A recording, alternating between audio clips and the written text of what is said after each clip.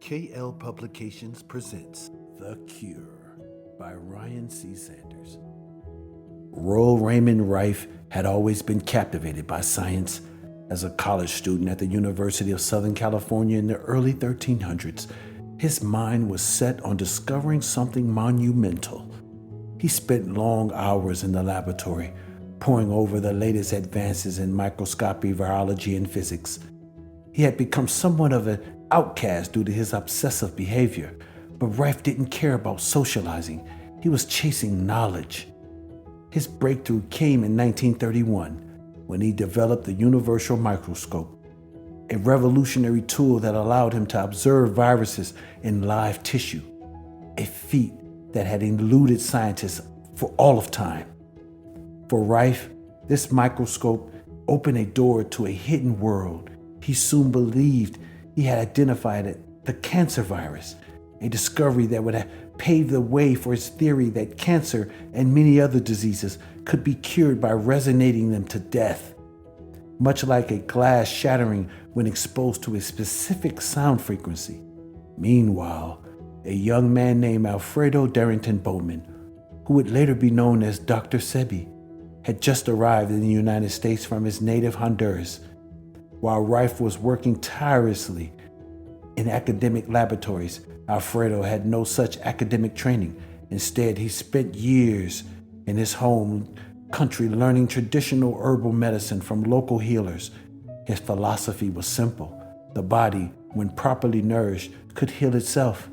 The key was to rid the body of acidity and toxins that cause disease. He had already begun experimenting with a plant-based alkaline diet, convinced that food was the ultimate medicine. One fateful evening, in a dimly lit tavern near Rife's college, these two unlikely geniuses crossed paths. Rife sat at the bar, sipping a glass of water after an exhausting day in the lab. He was lost in thought, his mind swirling with ideas about frequency, resonance, and how his discoveries could change the way the world viewed disease. Beside him, Alfredo, or as the tavern regulars called him, Sebi, was wiping down the bar. "You look in trouble, my friend," Sebi said in his thick Honduras accent. "Long day?" Rife looked up surprised by the friendly tone. "Yeah, you could say that. Just trying to find a way to stop cancer." Sebi chuckled, shaking his head. "You think you can stop disease with machines, eh?" "And I guess you think plants and food can do it better," Rife countered, raising an eyebrow. Sebi smiled knowingly.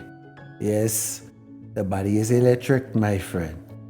What we eat either helps or harms the flow of energy. I've seen people cured just by changing their diet. Plants, herbs, they clean the body, making it strong, no need for machines." Rife was intrigued. Though he was a man of science, he had always been open to new ideas, and there was something about Sebi's confidence that made him curious. "So you think you could cure cancer, diabetes, AIDS?" he asked, more out of skepticism than belief. Sebi nodded. "You can only believe what you don't know. I don't think I know." The two men, though from entirely different backgrounds, spent the rest of the evening exchanging ideas. Rife explained his work with the universal microscope and his theory that disease could be destroyed with electromagnetic frequencies. Sebi shared his philosophy about the body's natural ability to heal through an alkaline diet and the elimination of mucus, which he believed was the root cause of most diseases. By the end of the night, they realized they had something in common. Both were trying to cure humanity's most devastating disease, and both had been met with skepticism and resistance from the established medical community. In the weeks that followed, Rife and Sebi began collaborating in secret. Rife was fascinated by Sebi's knowledge of plants and herbs, while Sebi saw potential in Rife's frequency machine as a tool to complement his natural remedies. Together, they sought to combine the best of both worlds, modern science and ancient wisdom. Sebi would bring various herbs and plant abstracts to Rife's lab, and Rife would test them under his powerful microscope. They discovered that certain herbs had antimicrobial properties that could even weaken viruses, while Rife's frequency generator could target and destroy the remaining pathogens. Their combined approach showed promise, but it wasn't long before word of their work began to spread. One day, Rife received a visit from Dr. Morris Fishbein, the head of the American Medical Association, AMA. Fishbein was aware of Rife's groundbreaking work with the universal microscope, but was more concerned about the implications it had for the established medical industry, particularly the burgeoning fields of radiation therapy and pharmaceuticals. Fishbein saw the potential threat that Rife's non-invasive, inexpensive cure could pose on the industry's profits. Fishbein offered to buy the rights to Rife's technology, but Rife, believing in the importance of making his discoveries available to the public, refused. Soon after, Rife and Sebi found themselves under attack. Laboratories were raided, equipment was seized, and their research was discredited. The AMA, along with pharmaceutical companies, launched a campaign to label Rife's frequency machine a pseudoscience, while Sebi was dismissed as a quack for promoting his plants-based treatments. The pressure took its toll.